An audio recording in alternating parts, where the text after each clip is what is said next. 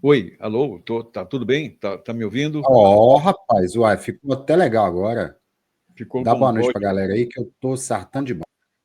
Alô, pessoal, boa noite, tudo bem com vocês? Que bom estar aqui, prazerzão. Obrigado ao professor Fabrício aí, a gente conseguir fazer esse meio de campo aqui nessas brigas de áudio. Pareceu batalha, né? Aquelas coisas que a gente faz de MCs e tudo. Bom, e aí, todo mundo animado aí para a gente começar a fazer? Eu tenho muita coisa para conversar, mas o mais importante é que o trabalho do marketing digital não está aí muito só pensando na venda, mas sim no colocar-se, de apresentar-se, de ser conhecido e ser visto melhor. Eu vou começar a compartilhar, mas paralelamente eu quero dizer o seguinte para vocês. Não é uma questão de começar a falar sobre um professor, alguém que trabalha já há muitos anos e que tem uma boa experiência com isso, trabalho com agência também. Eu hoje leciono, sou professor dentro do Sebrae para treinamento de pequenas empresas. Portanto, eu estou bem à vontade de poder falar com você e poder te dar as dicas que a gente pode fazer para ganhar dinheiro na internet. Não é nada que aconteça de uma hora para outra, mas é um processo e é um processo até rápido, porque antigamente a gente tinha que abrir um negócio, uma loja e ficar um tempão esperando aparecer cliente. Hoje a gente tem isso um pouco aliás, um pouco não, bem mais facilitado. Então eu queria começar, Fabrício, vamos compartilhar aí a tela do slide, porque aí eu vou dando já uma orientação para o pessoal. Então vamos lá. O que nós temos aqui? A ideia do marketing digital humanizado e inclusivo é que nós vamos botar ingredientes que são extremamente importantes e hoje eles estão muito sendo considerados naquilo que alguém já pode ter ouvido do ESG, a questão do meio ambiente, governança e sustentabilidade, tá? Em qualquer ordem. Isso implica, em termos uma pessoa, um ser humano, uma transparência, uma relação direta, uma conversa franca e com um sentido de não apenas somente vender no sentido literal de vender um produto, mas de trazer importância, trazer valor, fazer que aquela atividade, aquele produto, aquele serviço, de fato vai estar ajudando alguém, está ajudando aquela pessoa. Então, a prioridade é o ser humano. Prioridade é essa representatividade, é a acessibilidade, é a transparência, e é por isso que a gente vai estar aqui conversando hoje. Esse curso está dividido em 4 módulos. Nós vamos começar hoje o primeiro módulo, semana que vem o módulo 2, módulo 3 e módulo 4. Mas vamos lá, o que a gente vai conversar nesse primeiro módulo?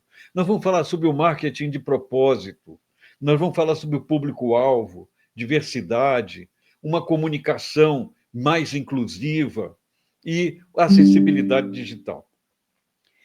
Se discute bastante hoje essa questão dessa, vamos chamar de inclusividade na comunicação. Porque, por muito tempo, o nosso idioma, nossa forma de falar, eu me lembro do professor Fabrício falar muitas vezes sobre as palavras, o poder que elas têm e a forma com que elas impactam as nossas emoções, os nossos interesses, a nossa vontade e, inclusive, os relacionamentos que nós temos no dia a dia, seja com familiares, com pessoas, e aí, nesse caso, e aqui o nosso primeiro momento é nos clientes, na relação que temos com o mercado. Só que nós não vamos falar sobre esse mercado somente pelo ponto de vista mercadoria, venda, resultado, produto, dinheiro. Sim, nós teremos todos esses valores incluídos. Porém, nós vamos estar colocando a questão do acesso, da possibilidade que todos têm. Nós vamos usar os recursos do marketing digital nas causas sociais, na ampliação dos resultados, trabalhar com as comunidades que tenham iniciativas interessantes e que precisam ser divulgadas até para criar o que é a palavra-chave lá da sustentabilidade. Eu espero conseguir trazer para vocês esse conceito que é uma reflexão já bem antiga do meu trabalho sobre tudo que eu venho fazendo principalmente com relação a ONGs, instituições de filantrópicas, né? Trabalhei muito tempo no Hospital de Câncer, aqui no interior de São Paulo, como coordenador de comunicação, e o parâmetro ali, ou seja, um hospital de câncer que atua para o SUS, né, para o Sistema Único de Saúde, ele não tem necessidade de pensar em lucro, né? Ele não tem que pensar assim, eu tenho que ter X pacientes pagando para ter resultado, porque ele presta serviço. Então, ele é remunerado pelo serviço que tem. Mas existe uma concorrência entre os hospitais, que tem outros hospitais públicos ou não, filantrópicos principalmente, porque a medicina de especialidade, não sei se vocês sabem, ela é muito específica, ela é muito administrada, ela é trabalhada por instituições privadas, que são filantrópicas, por quê? Elas não visam lucro, mas têm o seu resultado, todos os seus custos, remunerados pelo serviço, pelas verbas públicas. Tá?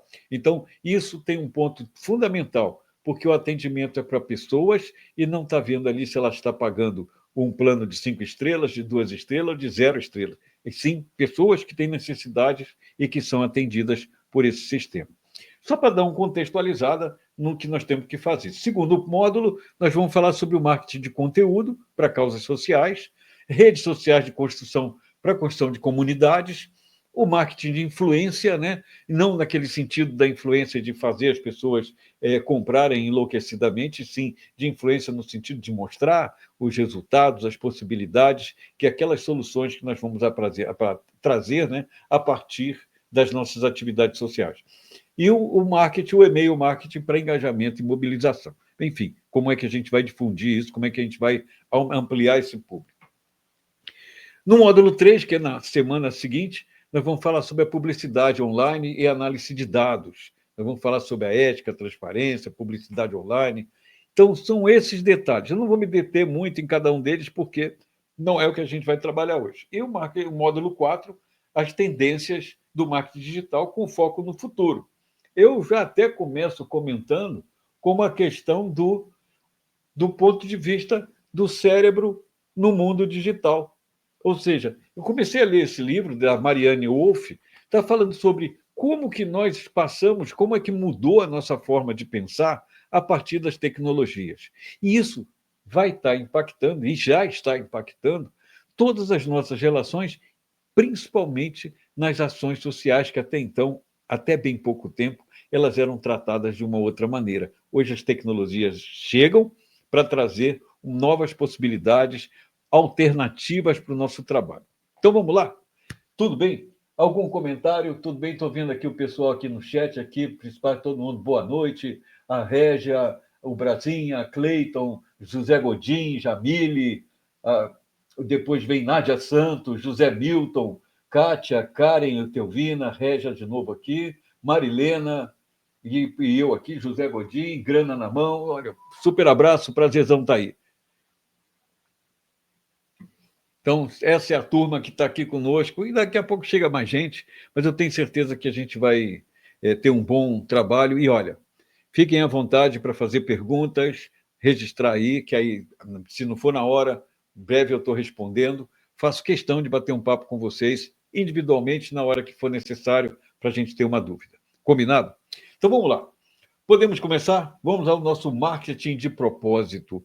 O que é isso, né? Quando a gente fala em marketing com propósito, ou seja, eu tenho um objetivo, mas não é apenas esse objetivo comum que a gente tem de, olha, eu quero vender um óculos, eu quero vender um relógio, eu quero vender um curso, quero vender um e-book.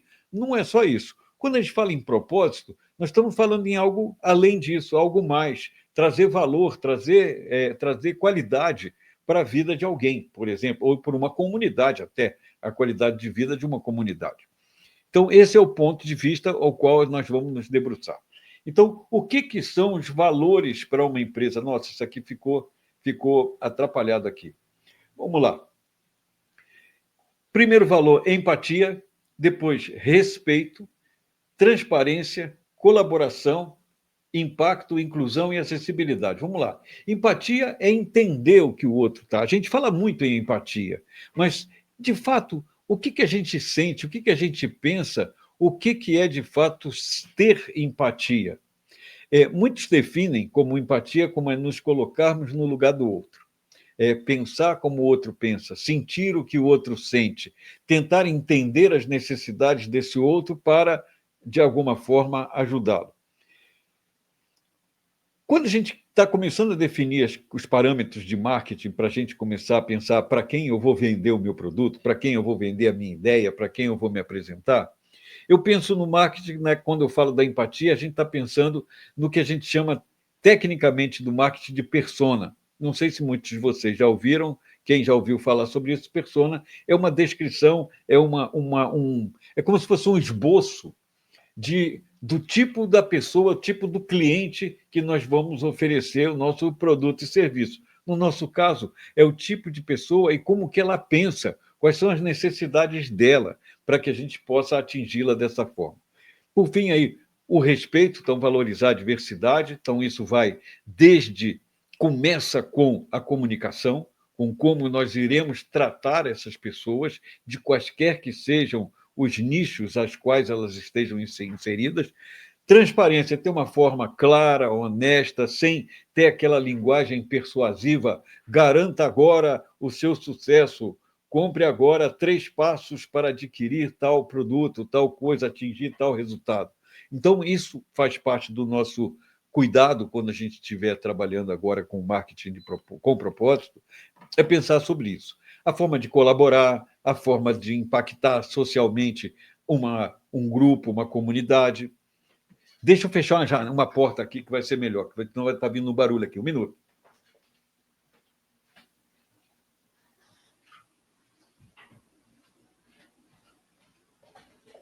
Pronto, voltei. Bom, e assim vão os outros itens. Tais como o impacto social, é o quanto a gente vai impactar, qual o resultado que a gente vai atingir, e a inclusão, para incluir as pessoas, independente das características delas, e a acessibilidade é dar condições de entendimento.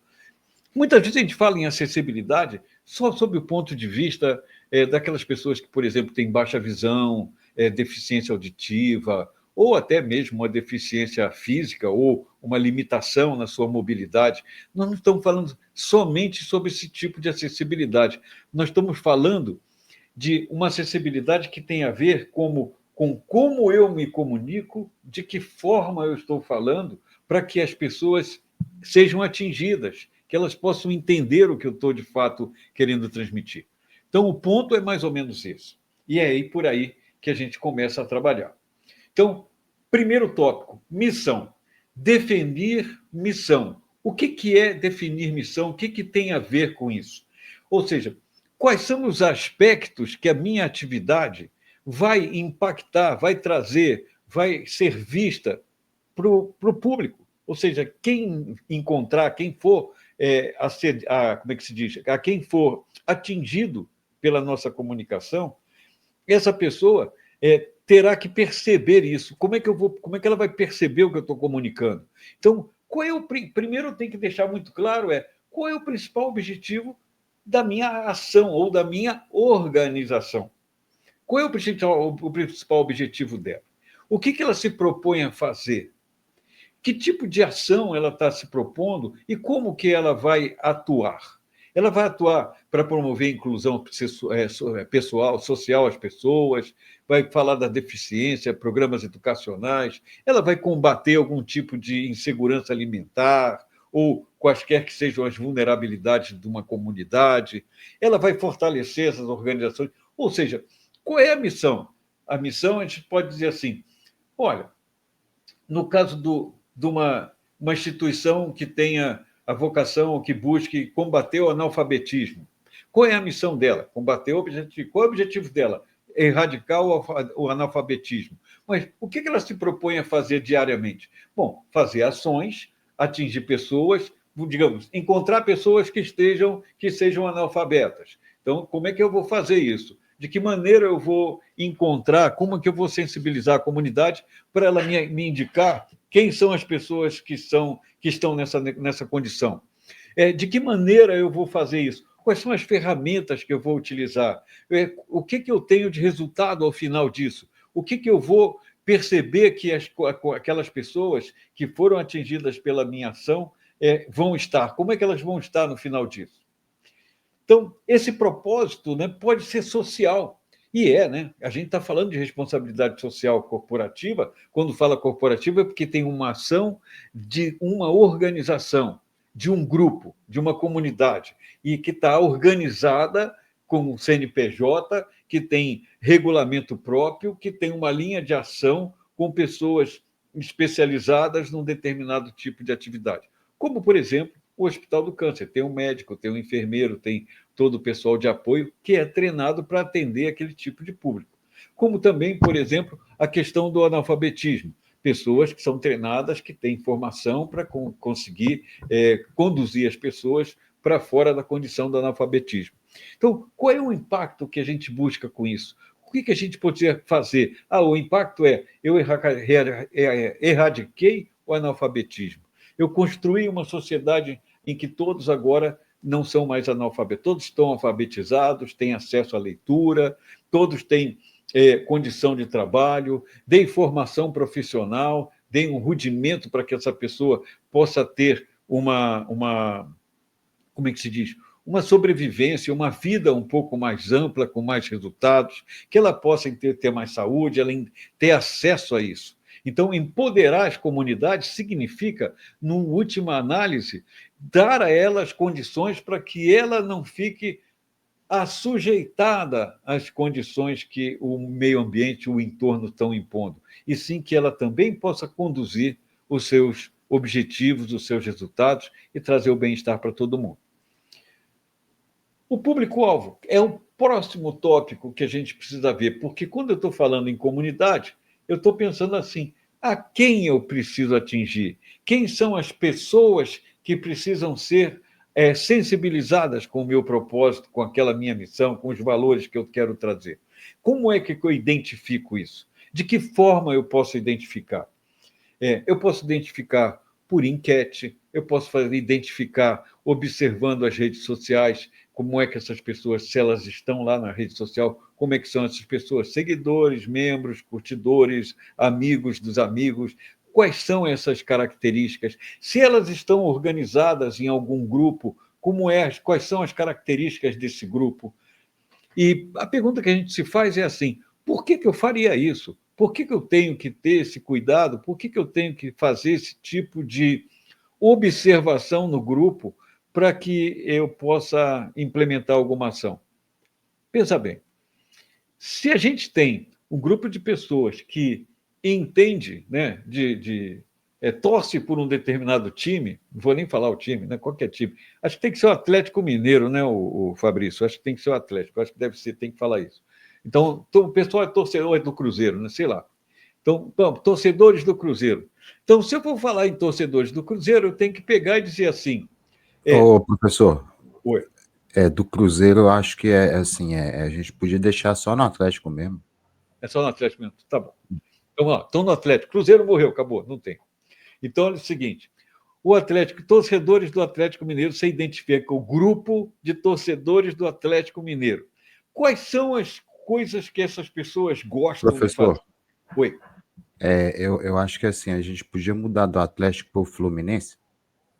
Também pode ser. Então tá ótimo. Já que está fazendo mudança, eu vou passar para o Vasco, então, porque eu sou vascaíno, aí eu vou puxar a sardinha para o meu lado. Também não pode ser assim, né? Ô, professor, eu Ah. acho melhor a gente deixar no Esporte Recife mesmo, que aí não vai dar problema. Mas aí tem a turma aqui do Recife que eu acho que não vai gostar, não, viu? Ixi, Maria. Então vai aí do jeito que você achar.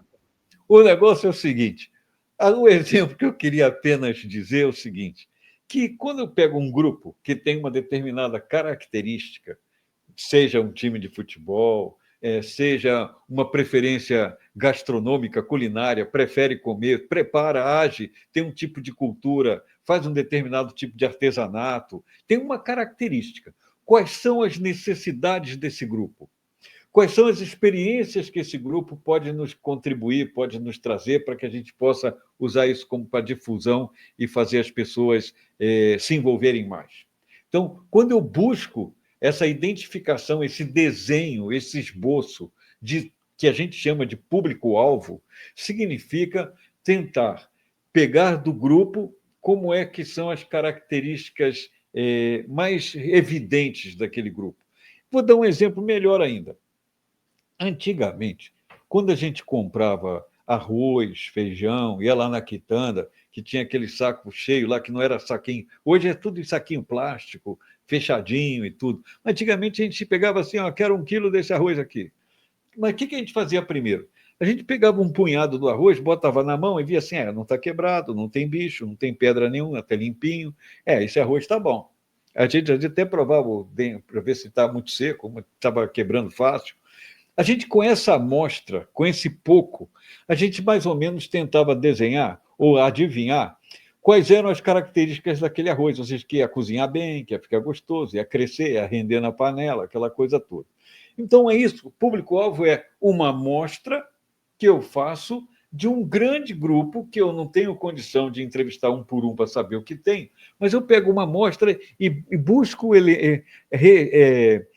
descrever, identificar as características de cada componente daquele pouquinho que eu peguei. E essas características que eu identifico desse pouquinho que eu peguei, eu vou considerar como se fosse uma verdade para o grupo inteiro. Então, público-alvo tem a ver com as características de um grupo. Beleza? Fechou? Combinado?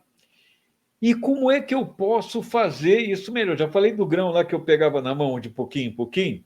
É a tal, hoje a gente tem internet, está tudo bacana, tudo feito bem tecnologicamente definido, tem planilhas, tem gráficos. A gente vai fazer análise de dados, ou seja, a gente vai pegar o plano de dados lá do IBGE, da entrevista do IPEA, ou da USP, ou qualquer que seja um órgão desse que faça levantamentos demográficos e vai pegar quais são as características que eu quero. Eu quero pessoas que tenham entre 30 e 40 anos. Então, o meu público-alvo tem um determinado comportamento, mas desse público-alvo eu quero pegar apenas os que têm entre 30 e 40 anos. Depois eu vou pensar em termos de psicográficos, que são os comportamentos. Eu quero desse grupo, que tem entre 30 e 40 anos, que sejam torcedores do Atlético Mineiro, por exemplo. Eu tenho um grupo grande, tenho várias pessoas, mas na minha amostra eu estou pegando um grupo menor em que tenha um grupo de características, um conjunto de características que me interessa. Então, a partir do momento que eu vejo esses dados, identifico esses dados, eu então posso compreender quais são os comportamentos desse grupo e quais são as motivações. O que eles querem fazer, para onde querem chegar, quais são os objetivos de vida que cada um tem. Então, com isso, eu estou fazendo algo que a gente chama de segmentação estratégica. Eu estou separando os grupos de acordo com as necessidades que são específicas. Mas para que eu estou fazendo isso tudo? Você deve estar pensando agora, assim, cara, esse negócio de marketing é meio chato, né? Eu vou ter que separar isso tudo. Pensa bem, quando a gente está falando com pessoas, a gente tem uma maneira de falar, sabe com quem fala, como é que eu posso me dirigir àquela pessoa, o que ela entende, o que ela sabe, o que ela pode, de repente, contribuir nessa conversa, ela não ficar só ouvindo. Então, quando eu trabalho com esses grupos, eu estou separando eles em necessidades, ou seja, interesses especiais. Mas por que isso? Por causa da minha comunicação. Lembra, a gente não falou isso muito claramente, estou falando agora. Marketing é comunicação. O marketing faz parte de um conjunto de conhecimento, de uma ciência chamada comunicação social, que tem jornalismo, marketing, que é publicidade e propaganda, relações públicas. Então, essas três, pelo menos, produção de eventos e assim vai, são comunicações sociais, são formas com que a gente se fala, com que a gente troca na sociedade. Como o nosso foco aqui é no marketing, e no marketing com propósito, eu estou pensando em grupos especiais que tenham necessidades específicas para que eu possa adaptar a minha mensagem para que eu possa atingir especialmente cada um daqueles segmentos que me interessam. Então, por isso eu vou usar estratégias de comunicação, formas de comunicação, que a gente chama de comunicação autêntica e inclusiva, perdão. E por que é autêntica? Porque é uma comunicação verdadeira, transparente, não está usando subterfúgios, usando de falsas promessas ou falsas expectativas, ou vendendo ideias que de alguma forma não vão se comprovar. É como se eu dissesse assim: olha, Isso tudo que a gente está aprendendo aqui, no final da aula, todo mundo que está aqui vai ser capaz de ganhar 1 milhão no final do mês. Como é que eu posso garantir que cada um de vocês, que todo mundo vai ganhar esse 1 milhão?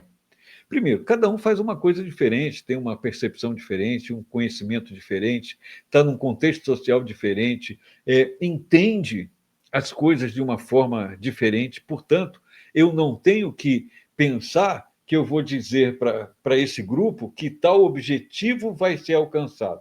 Porque o nosso objetivo é promover a inclusão, combater esses estereótipos. Ah, esse aí é baixinho, não vai entender nada.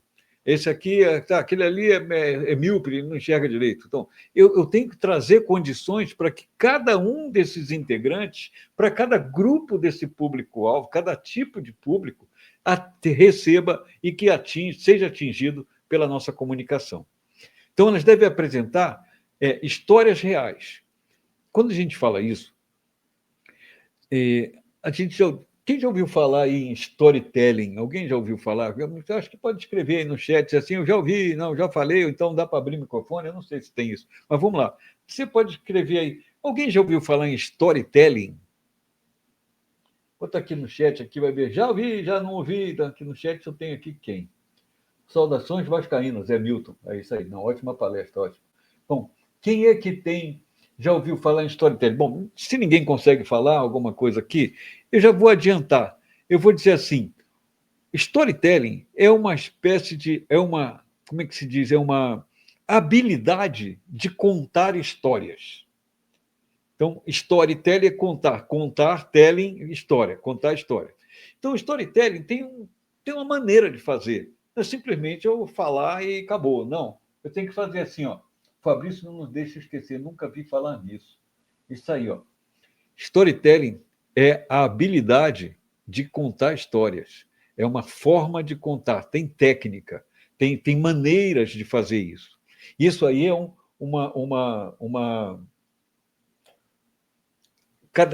estão dizendo que o Fabrício cada dia conta história, é um contador de história. Isso aí, aquelas coisas que a gente já tem umas coisas bem legais para a gente contar. Daqui a pouco eu vou lembrar de uma aqui boa que eu vou contar. Olha só, storytelling tem a ver com como que eu vou conduzir a compreensão das pessoas a quem eu estou me comunicando, para quem eu quero mandar aquela mensagem, de maneira que elas entendam, que elas aprendam, que elas compreendam o propósito do que a gente está falando. Então, aqui, ó, a definição do foco nas pessoas dessa comunicação está aqui, ó. Histórias reais de beneficiários, então dizer assim, ó, fulano conseguiu fazer tal coisa, conseguiu chegar lá, atendeu, estudou aqui, cortou o corte aprendeu então a fazer barba, se tornou barbeiro, agora abriu um novo trabalho. Então, só que a gente está falando aqui de voluntário. Fizemos alguma coisa, uma ação para trazer então pessoas que saibam ensinar professores para serem voluntários no programa de erradicação do analfabetismo. É isso, analfabetismo. Então, são voluntários, colaboradores, o impacto humano do trabalho na organização, porque quando a gente faz uma ação social bem legal, todo mundo ganha. Não só aquela pessoa que foi beneficiada pelo aquilo que eu pude contribuir, mas eu também saio enriquecido, porque não é porque eu estou vaidoso, porque eu ajudei 3, aí agora estão bem. Não, é porque eu também aprendi muita coisa com essas pessoas. Eu tenho essa experiência e posso dizer para vocês, com certeza, que eu estou aqui já há 5 anos nesse trabalho ensinando pequenos empresários, pessoas que estão inventando um novo negócio, que elas nem sabem bem como é. E quando elas me relatam a situação do que elas estão objetivando, eu aprendo um monte. Tem coisas que eu fico assim, caramba, nunca pensei que podia fazer isso para ganhar dinheiro, para ter uma atividade econômica, para poder safar a vida, melhorar a coisa acontecer. Então é isso. Contar storytelling não é contar uma história falsa, é pegar a história real de pessoas que foram envolvidas, que foram beneficiadas, pessoas que foram sensibilizadas por aquilo. Então, aqui, ó. Então, contador de história, exatamente, Nádia Rosa, em português. Tá bom, Fabrício não nos deixa citar. Eu estou olhando aqui as conversas, que eu gosto de birbirhotar o que o pessoal está falando, né? Então, é sempre legal saber o que a turma está falando, até para saber se estão ouvindo o que a gente está dizendo. Então, a comunicação também fala de construção de relacionamentos.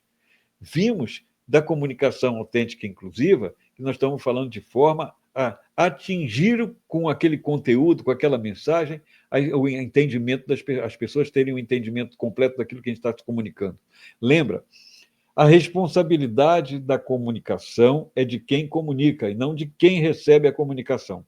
Nós temos que, como eu aqui, como emissor, que eu estou aqui trocando ideias com vocês sobre todos esses parâmetros do marketing, eu é que tenho que ter a habilidade de fazer com que vocês entendam o que eu quero dizer. E não eu sair vomitando um monte de palavra aqui e depois o pessoal, pô, sei lá, esse cara falou tanto lá que eu não tenho a menor ideia do que ele quis dizer. O meu papel é tornar isso fácil, de forma que todos entendam e atendam. Então, construir relacionamento, ela é... O que é isso?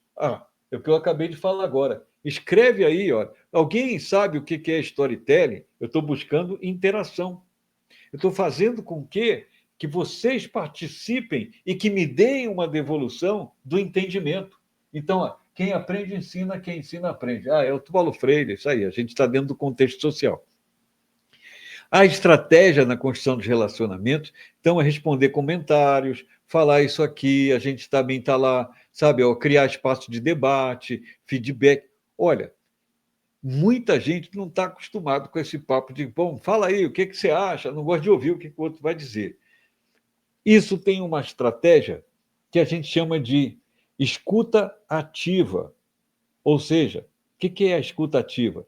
Nós estamos atentos não somente ao que a pessoa está dizendo, está falando. Quando nós estamos escutando, é mais do que ouvir.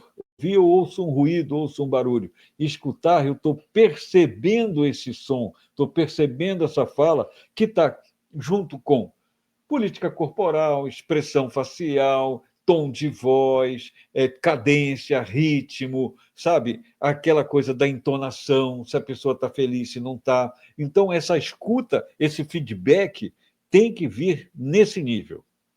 E o que nós estamos falando aqui, é claro, temos um desafio um pouco maior, porque nós estamos num ambiente digital, nós não estamos no olho, como a gente está fazendo agora. Vocês estão me vendo, mas eu não estou vendo vocês.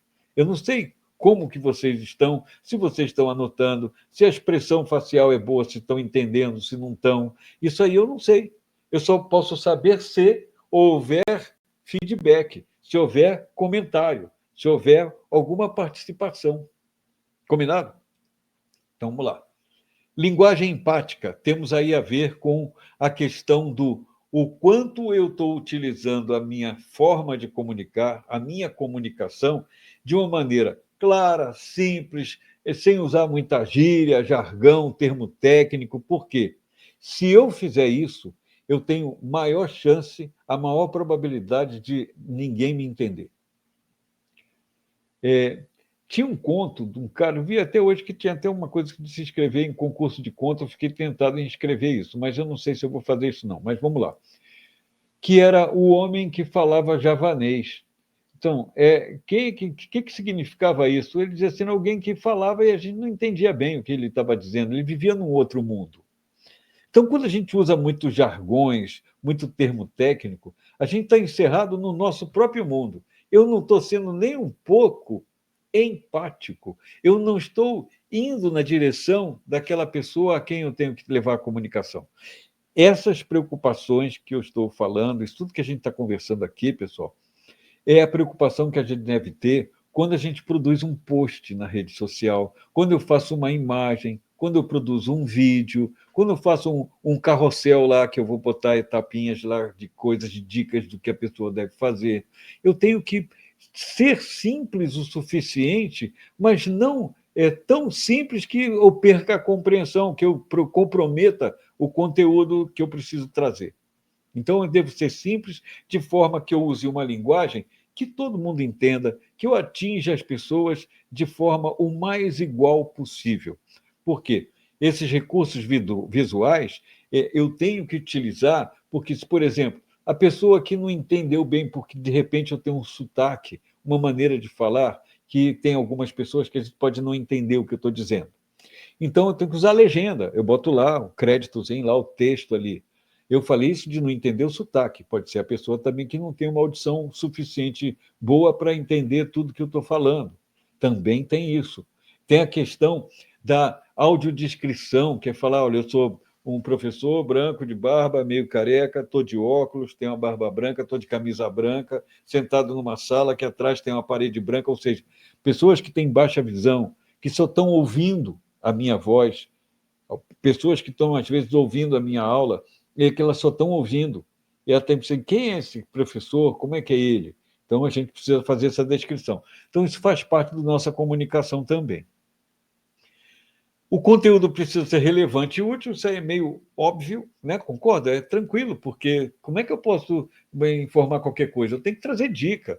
A dica é fazer o quê? Oferecer informação, trazer o recurso, inspiração. Olha, eu vou fazer o quê? Olha, quando eu for fazer um post, a gente tem recursos na edição de imagens, que a gente tem um termo alt text, que a gente põe dentro do próprio arquivo, que a gente põe as palavras-chave que eu vou utilizar naquela comunicação. Digamos que eu estou fazendo a foto de estou fazendo um videozinho em que eu tenha como fazer um bolo.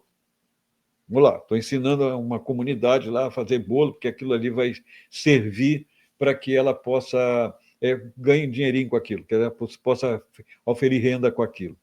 Então, eu vou fazer essa descrição de como é que eu faço o bolo. Bom, quais são os ingredientes? Eu tenho que pegar e botar escrito, além de eu falar, eu tenho que ter o textinho lá dizendo assim, ó, esses ingredientes são isso. Bom, olha, mas é o seguinte, quando você for fazer esse bolo, tenha atenção de não pegar a farinha direto do saco de farinha como vem, peneira ela, porque aí você vai aerar, faz tudo para o bolo ficar um pouco mais macio. Essa é uma dica que eu quero te dizer que eu fiz, olha, isso aí é perfeito.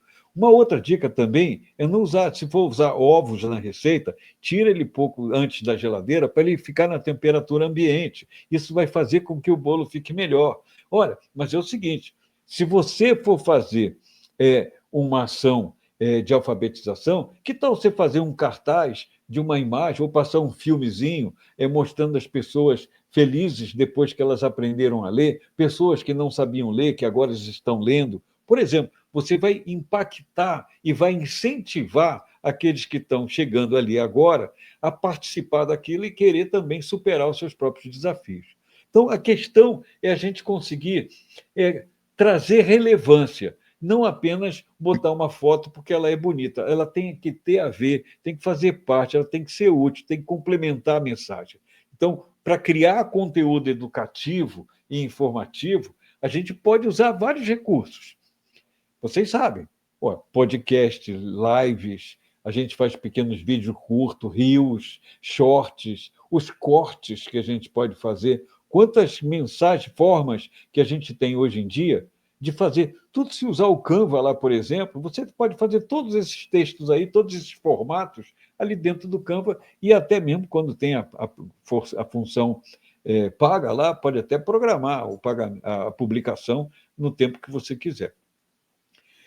A outra é a representatividade visual, ou seja, quando a gente vai fazer uma ação nesse sentido, estamos olhando aqui sempre sob o ponto de vista da intervenção, da interação social, daquele ponto de vista que nós estamos voltados a trazer pessoas para uma causa.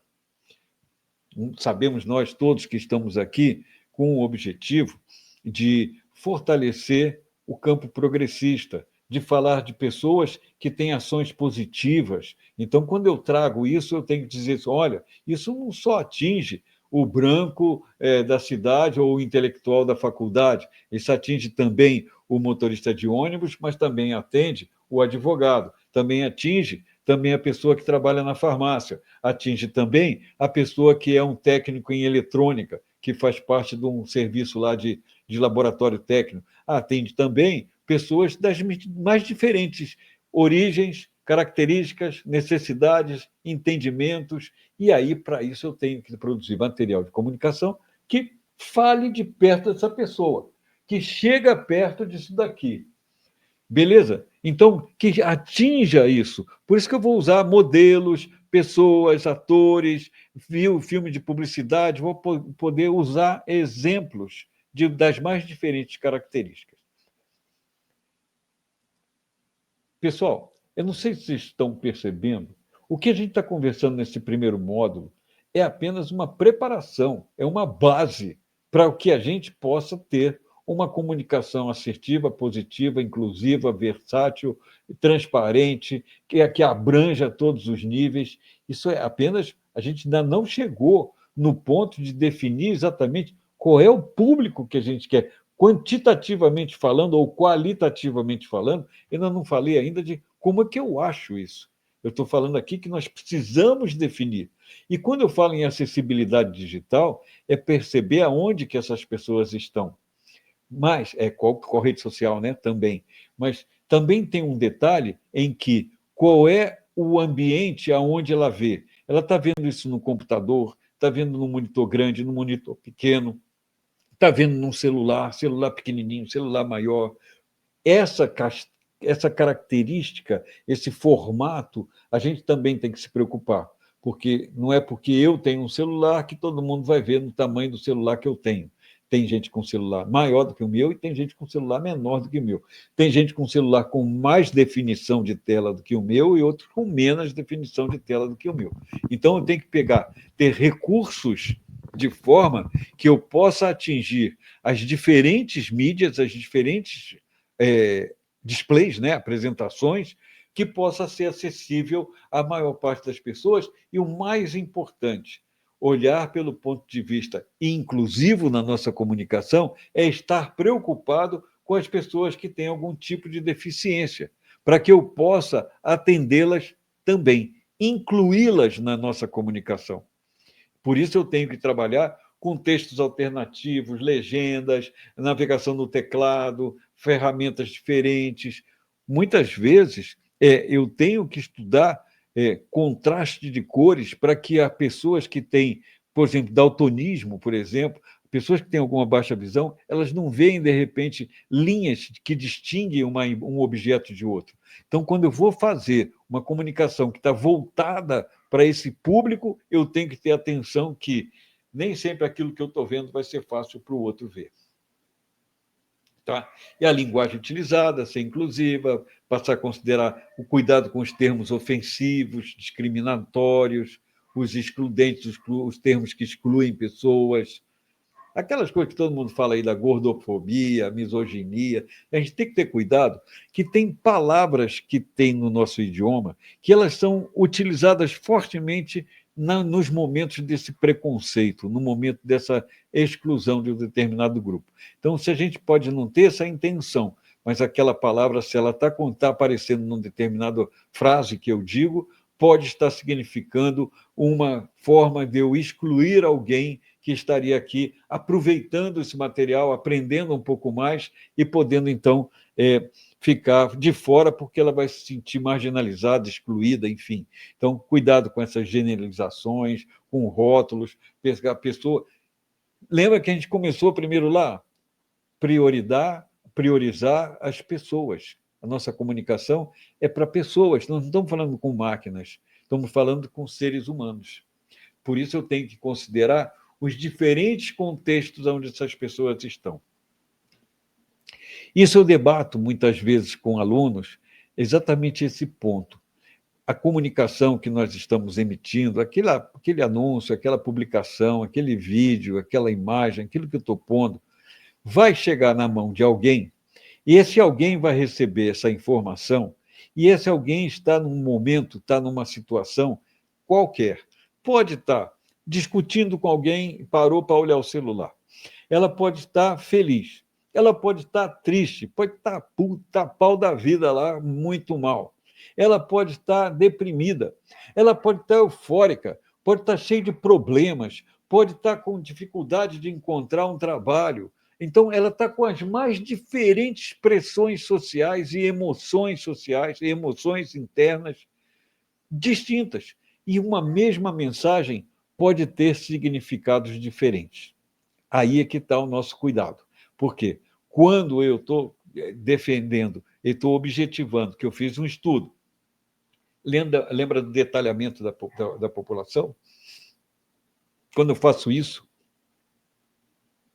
eu estou olhando para fazer uma adaptação na minha linguagem de forma que naquele canal de comunicação. Quando eu falo canal de comunicação, pode ser no Facebook, no Instagram, no TikTok, no Kuai, no DeepSeek, não, no Blue Sky, no X, não importa qual seja a rede social. Cada uma tem uma característica.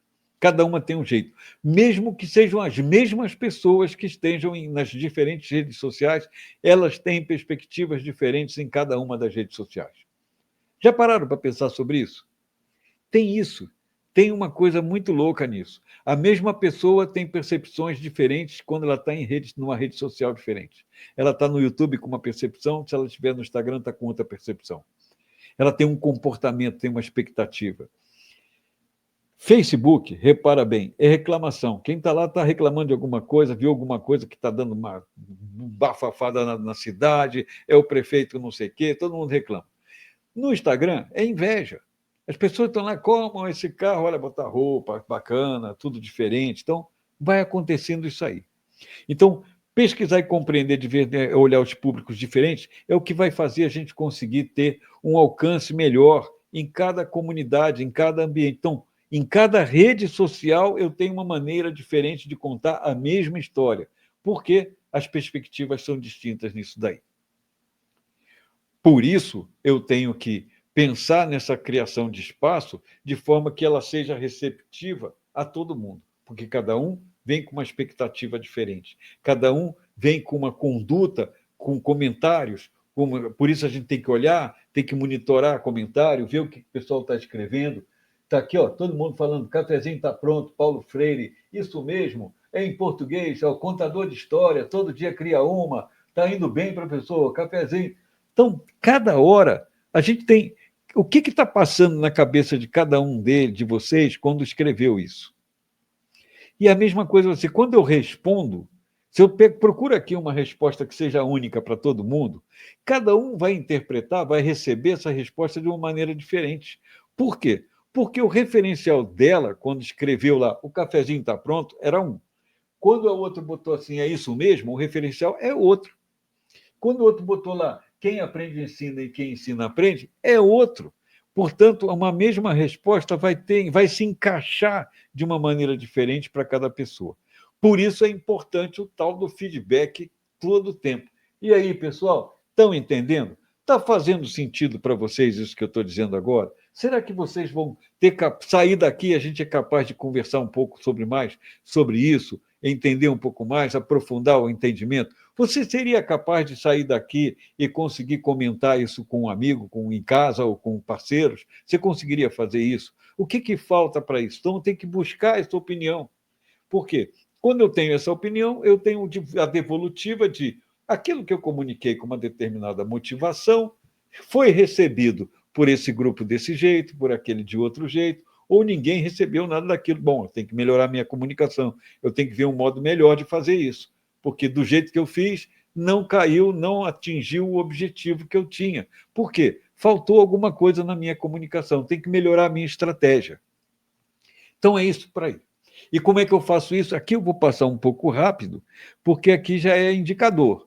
Eu tenho que indicar, ver satisfação, feedback da comunidade, eu monitorar os resultados, as comunicações, os comentários, fazer o que isso está significando em relação aos participantes, o quanto de evento online eu faço para poder conversar. Eu gostaria de estar aqui, de repente, aqui todo mundo olhando, vendo vocês, vocês poderem levantar a mão, falar e tal. Eu gosto disso aí, me traz um indicador de que a minha comunicação está funcionando, estou atingindo.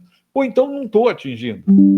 Tá? Então, acessibilidade de conteúdo, sentimento de marca, então monitorar o sentimento. Como é que as pessoas estão vendo as ações daquela ONG, daquela organização social lá? Como é que elas estão falando dela na rede social? Como é que elas estão se identificando, como é que isso está percebendo, essa organização está funcionando, o programa da ONG de erradicação do analfabetismo está dando certo, está atingindo o objetivo, as pessoas estão percebendo os resultados. Isso é importante. Então, qual é esse impacto social? O quanto que isso vai estar, de fato, impactando o grupo ao qual, o público-alvo, né, que a gente estabeleceu. Então, eu vou monitorar isso de toda forma e vendo os grupos buscando esses indicadores de performance, né? Fazendo o quê? Com que eu identifique que essas pessoas, que aquilo que eu fiz está chegando lá. Ou seja, vamos botar uma coisa muito simples assim. Digamos que eu tenho taxa de retenção de doadores e voluntários. Digamos que eu fiz uma campanha de doadores de sangue para um hemonúcleo lá da cidade. Tá? Aí eu peguei assim, bom, eu fiz uma comunicação, fiz um post no Facebook, no Instagram, enfim, nas redes sociais, convidando, conclamando, né, pedindo apoio, o pessoal vem aqui doar, não sei o que e tal. E eu vejo lá nas minhas métricas que aquele post que eu fiz um patrocinado lá, um tráfego pago, para entregar ao número X de pessoas. Bom, eu faço isso e vejo lá. Bom, as métricas dizem assim, ó, esse post foi visto por 3.000 pessoas. Aí eu vejo assim, bom, 3.000 pessoas. Quantas pessoas, eu vou lá no hemonúcleo, quantas pessoas apareceram aqui para doar sangue? Essas pessoas que apareceram para doar sangue vieram 30, 40. Vieram, vamos botar um número melhor, porque 30 é muito ruim. Vamos lá, botar 100 pessoas. Apareceram 100 pessoas aqui. Bom, eu atingi 3.000 e apareceram 100. Bom, aí passa 6 meses, aqueles 100 estão inscritos lá, cadastrado, bonitinho, e aí eu vejo daqui a 6 meses que o pessoa doa sangue de 6 em 6 meses, vamos supor isso, eu vejo quantos doadores tem daqui a 6 meses. Daqui a 6 meses passa o tempo, eu vou lá, assim, tem quantas pessoas tem? Tem 100. Opa, então a taxa de retenção de doadores e voluntários é 100%, se manteve. Todo mundo que se inscreveu lá está comprometido, veio aqui na segunda vez. Mas se for menos, né, isso aí é a verdade, que vai acontecer sempre menos, né? Em vez dos 100, vão aparecer 80. Sim, bom, eu retive 80% e não 100%. Então, 80% está atingindo a nossa necessidade, mantém a necessidade do banco em pé, legal? Ah, não, eu tenho que fazer diferente. Eu tenho que fazer o quê? Eu tenho que fazer nova campanha para arranjar mais gente para poder completar os 100, pelo menos, que era o meu número ideal. Vamos supor que 100 fosse o número ideal. Então, eu tenho que fazer esse tipo de coisa para perceber se a comunicação está efetiva, se aquele resultado que a gente esperou, que a gente traçou como meta para atingir, deu certo. Isso vale, pessoal, para qualquer que seja a ação. Seja para vender garrafa de Coca-Cola na feira, seja para captar doadores de sangue, seja para ser contratado ou contratar serviços, prestações de serviço, seja de pintura, seja de usinagem, seja de soldador, seja o que for. Não importa. Por quê?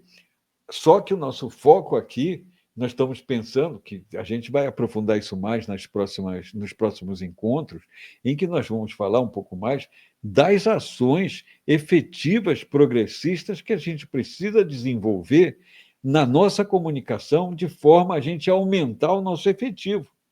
Não basta somente a gente fazer a coisa, não, mas o Lula não fez isso porque ele contratou mais 5.000, mais não sei o quê. A gente tem que pegar o resultado disso, o quanto isso de fato está trazendo de benefício e falar com pessoas que de fato foram beneficiadas ou que estão naquela, eles usam muito essa expressão, que estão lá na ponta recebendo esse benefício. E aí, com isso, a gente vai dar. Lembra da história verdadeira que eu falei lá no início? É da história verdadeira, vai dar consistência, e não somente dizer assim: olha, tem 34 milhões de pessoas saíram da fome, né? Saíram da pobreza. Mas como é que eu provo isso? Como é que eu demonstro isso? Como é que eu efetivamente ponho desculpe a expressão, assim, né? Eu ponho na cara da sociedade, dizendo assim: está aqui, eu estou dizendo que são 34 milhões, 34 estão aqui, esses 34 aqui agora estão com uma vida desse jeito. Eu preciso esfregar os resultados de alguma maneira, de forma tão conclusiva, tão eloquente, tão clara, lembra da clareza, da transparência, da verdade? É isso aí, tão clara, tão efetiva, que aí não tem discussão, não tem como. Bom, falei aí, agora já chegamos aqui no final. Acabou. Acabou o que eu tinha para falar hoje desse módulo 1. Queria saber de vocês se está bom, se deu certo, Tabequeira, o pessoal está escrevendo aqui, relatório KPI na indústria é um saco, na operação, uma vez que um chefe resolveu que deveríamos preencher esses relatórios. Chegou a um nível que começou a atingir a produtividade da equipe. Hilton, isso aí começou, não sei quando é que foi isso aí, mais ou menos, mas isso me lembra, sabe de quê? Dos programas de certificação. A certificação ISO 9000, ISO 2000, ISO 20000, aquelas certificações. E como é que eu provo que determinado fator, determinado resultado foi atingido? Com números. Só que isso tudo tem um limite. Isso foi lá no... Tem um PDF, sim. Isso tem, viu, Ros? Vai ter um PDF. Beleza? Então, o que acontece? Antigamente, era tudo na mão. Hoje a gente tem lá leitor de barra, QR Code. Então, aí vai pegando as etapas, só aí clique, clique, clique. Então, esses resultados, esses números, já são praticamente que autopreenchíveis ou autopreenchidos. A gente não tem como tinha antes um monte de mapa. Isso realmente era um grande desgaste nas equipes. Eu fui avaliador desses prêmios muito tempo, que a empresa recebia o prêmio, qualidade, não sei o quê, lá no Rio de Janeiro. E aí o que acontece? O pessoal da empresa que a gente ia visitar tinha duas expectativas, como é que se diz? Nos recebia de duas maneiras. Uma, que era uma pessoa de fora que estava vendo, que tinha que ser, de alguma forma, bajulada para fazer uma boa avaliação do nosso trabalho. Mas, por outro lado, era assim. Peraí. Por outro lado, era assim, chegou o pessoal que vai dar mais trabalho para a gente, vai começar a encher o saco pedindo um monte de relatório, um monte de papel. Então, isso aí é a usina siderúrgica. Eu fiz isso aí em estaleiros, lá na Bahia, lá em Niterói, lá na parte de baixo, lá onde era a Ponta da Areia, lá que jogava o pessoal lá na prisão, lá, que caía todo mundo lá, que eram os presos políticos, né, assassinavam lá na praia. Bom, isso é a parte ruim do negócio. Mas lá tinha muitos estaleiros e as minhas ações foram nesses estaleiros. Eu fui em algumas vezes para dar certificação. Mas por que o cara tem que fazer isso? Por que a empresa tem certificação? Para exportar. Muitas vezes, para que ela possa servir, para ela entrar numa concorrência, numa licitação, ela precisa ter certas certificações. Por que isso? Critério de trabalho, garantir a qualidade daquele produto que ela diz que não está fazendo de qualquer jeito, é tudo mensurado, então exige-se um padrão de qualidade.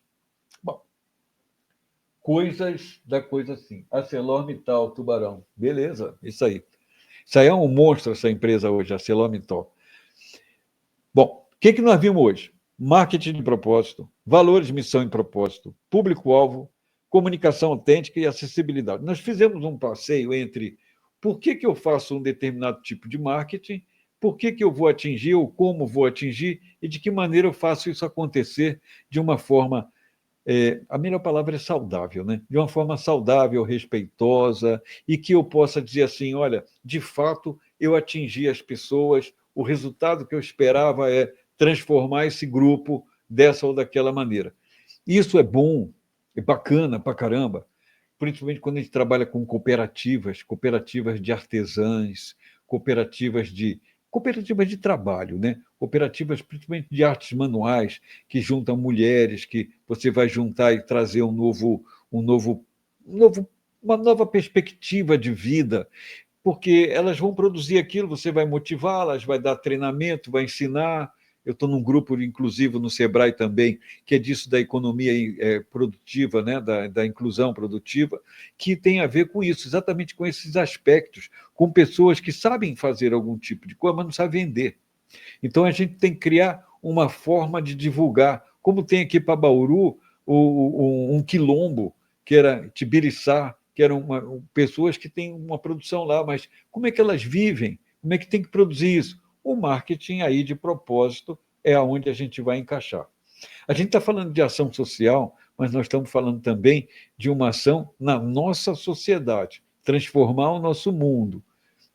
Pessoal, galera, dizem que uma andorinha não faz verão, mas se a gente for 3 andorinhas, a gente já começa a bater mais asas juntos. Se a gente for 4, for 5, a gente vai contaminando o pessoal. Isso é assim mesmo. Nossa sociedade está numa tremenda de uma transformação, não só por conta da abordagem tecnológica, das mudanças tecnológicas, mas também porque essas tecnologias trouxeram vez e voz para grupos que manipulam a realidade, que querem trazer benefícios para si próprios, são egoístas, não são pessoas que têm uma visão ampla, uma visão de beneficiar todo mundo. É tudo farinha pouca, meu pirão primeiro, dane-se se alguém vai ficar com fome. Eu já não penso assim, eu acredito, tenho certeza que quase nenhum de vocês fazia isso aí. Então, o Rio falando, acredito que o que faziam para reforçar a importância desses controles e nos forçarmos a ir em direção às metas. Claro, tudo tem meta. Obviamente tem meta. Isso aí. Bem, pessoal, terminamos por aqui. Espero que tenha sido bom para vocês, que vocês tenham gostado, que eu possa ter trazido. E quarta-feira que vem tem mais, né? Tem aí. Tem pirão para todo mundo. Se a gente souber fazer, a gente consegue multiplicar. Quarta-feira que vem, a gente vai falar do módulo 2, que é o marketing de conteúdo para causas sociais. Como que é isso, hein? Como é que a gente vai escrever? Como é que a gente vai... Que conteúdo é esse? O que a gente vai publicar pensando em causas sociais? A construção de comunidades. Facebook é especial para a comunidade. O WhatsApp tem comunidade também. Então, como é que eu vou fazer isso? De que maneira eu vou influenciar essa massa, né? De maneira a trazer essa conotação social e ampliação das consciências. E como é que eu uso esse marketing, o meio marketing, para o engajamento e mobilização? Meio marketing também serve o WhatsApp marketing, é a mesma coisa também. Não tinha tia do Zap, então a gente usa o Zap para a gente fazer a nossa divulgação. Muito obrigado, pessoal. Estou aí, beleza? Estou aberto aí a perguntas. Quiserem comentar alguma coisa, estou por aqui. Professor Fabrício, estou liberado aí. Estou liberando aí para fala. Fica tranquilo, pode parar. Não, que isso. Eu tô aqui morrendo de calor, vou ter que ficar sem camisa. Olha lá, ele ia aprontar, tá vendo? Ele ia aprontar um negócio daqui. Vou ficar sem camisa hoje, Olha lá. porque tá muito, Valadares está muito calor. Vou pôr aqui minha parte que cobre aqui a falta. E aí você vai cantar uma música comigo, hein? Salve o Corinthians! Mas sei lá. De torcer, torcer, torcer, torcer até morrer. Indo do América. Ô, galera, é só brincadeira, tá? Professor, muito obrigado, tá? De coração. Foi maravilhoso, tá? É diferente, né? Quando a gente tem um conteúdo administrado por quem tem conhecimento daquilo que está falando, entendeu? Só para ressaltar a parte aí que você falou das certificações, nós tratamos sobre esse assunto lá atrás, essas letrinhas que vocês estão vendo o meu nome aqui, ó, PMP, essas letrinhas, isso aí Sim. É a tal da certificação. Você estuda para danar e quando você chega numa empresa grande, você descobre que você não é ninguém, se você não tiver a certificação X, a certificação Y. Se você entrar no Banco Itaú, no Banco do Brasil, no Bradesco, você vai ter que cumprir as certificações que o banco exige se você quiser subir de cargo, senão você não sobe. Não dura muito tempo. Não dura muito tempo lá. Aqui no hospital agora é o ONA. Agora tem o ONA 1, 2, 3, 4, tem uma estrutura, nem sei o que é aquilo direito, mas tem uma certificação que eles conquistaram, ONA Internacional, e assim vai, cara. No Hemominas, eu fiz projeto para Hemominas durante um tempo, tinha várias do CS5, né, que na época era 5S, na verdade. E aí tinha várias certificações. Então é uma coisa bacana que às vezes a pessoa não é formada, eu não tenho uma faculdade. Às vezes alguém que está aqui ouvindo a gente, eu não tenho uma faculdade, mas eu sou bom em uma determinada área, por exemplo, eu sou bom em design, sou bom em matemática, sempre existe um instituto de respeito que pode te dar uma certificação. Como que funciona isso? Hoje tem acesso à internet, é mais fácil, né? Você pode procurar na internet, tem várias delas, tá? E ali vai ter o conteúdo para você estudar, e o instituto normalmente cobra um valorzinho, normalmente não é alto, dessa prova para você ter essa certificação. Claramente, à medida que você vai avançando de nível, isso vai ficando mais caro, vai ficando mais difícil, você tem que saber idioma e por aí vai, porque existe isso de várias formas, né? Então, era só isso que eu queria colocar, porque a gente já tinha tratado sobre esse assunto lá atrás, professor, e foi bom você ter colocado assim, porque fica bem claro, né? Muito obrigado mesmo. Quarta-feira que vem tem mais, né? Quarta-feira que vem tem mais. Módulo 2, que já falamos, vamos falar das causas sociais, das redes sociais. Bacana demais. Pessoal, muito obrigado a todos que estiveram aqui e um grande abraço e até quarta-feira que vem. Até, Valeu. pessoal.